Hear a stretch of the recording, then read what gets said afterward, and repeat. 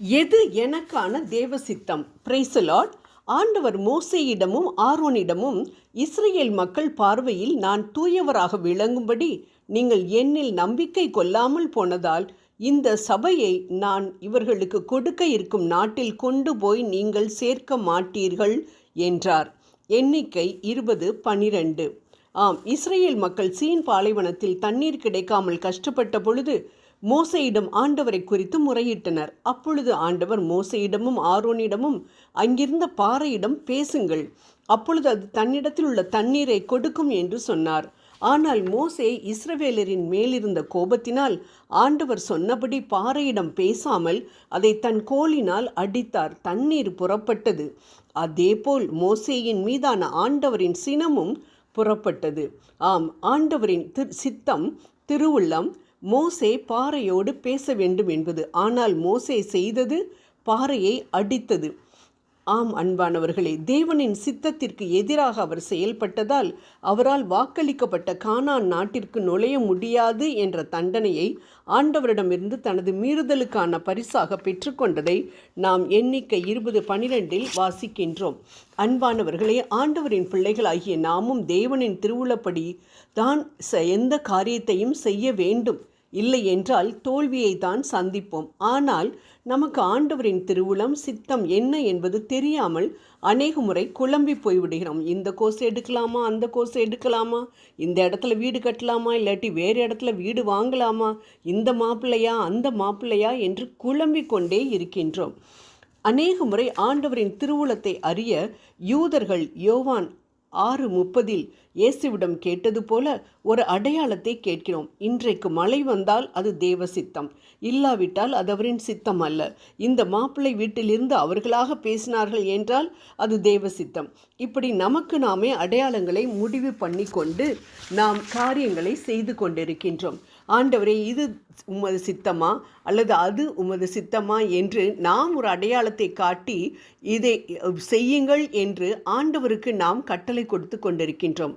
ஒருவர், ஆண்டவரே, நான் இந்த காரியத்தை செய்யலாமா வேணாமான்றதை நீங்கள் எனக்கு காட்டணும். நான் பைபிளை திறக்கும்போது என் விரல் எந்த இடத்துல படுதோ அந்த இடத்துல என்ன எழுதியிருக்கிறதோ அதை தான் நான் அவங்களுடைய சித்தமாக எடுத்துக்க போகிறேன் அப்படின்னு சொல்லிட்டு பைபிளை ஓப்பன் பண்ணார்.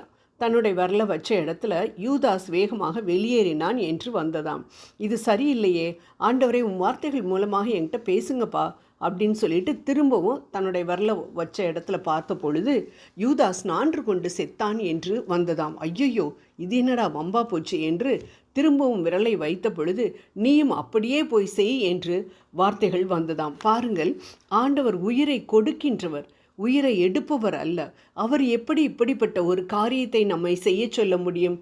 ஆகவே குருட்டாம்போக்கில் இவ்வாறு தேவ சித்தத்தை நாம் அறிந்து கொள்வது என்பது முட்டாள்தனமான காரியம். பின் எவ்வாறு அவரது சித்தத்தை அறிந்து கொள்வது?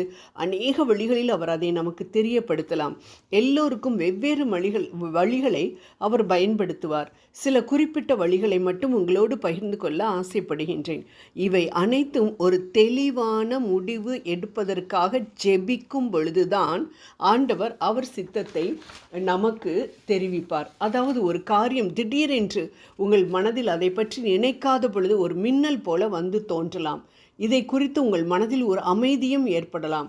அதை தேவனுடைய சித்தமாக நாம் எடுத்துக்கொள்ளலாம்.